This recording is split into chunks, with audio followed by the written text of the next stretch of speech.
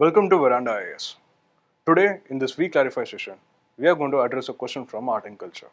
And the question is, what are the major differences between the Nagara style of architecture and the Dravidian style of architecture?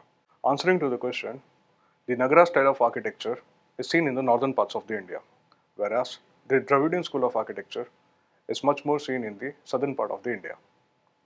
In Nagara style of temples, temples are generally built on a raised platform and do not have an elaborated gateways, whereas the temples in the Dravidian style of architecture are enclosed in the compound walls and generally have water bodies near them.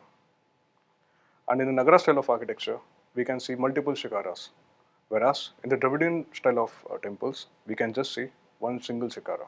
In the Nagara style of architecture, there's not much importance given to the temples and the compound walls. But whereas in the Dravidian school of architecture, there's much more importance given to the boundary walls. And in the Nagara style of architecture, the main element is shikhara, whereas in the Dravidian style of architecture, the main element is the gopura.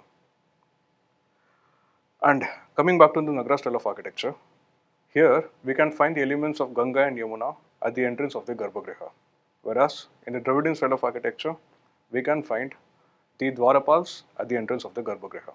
Temples of Nagara style of architecture served only as the religious center, whereas the temples in the Dravidian style of architecture not only served as the religious center but also acted as an administrative and economic centers.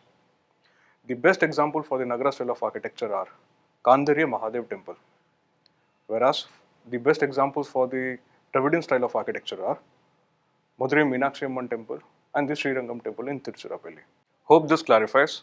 We'll meet in the next VeClarify session. Thank you.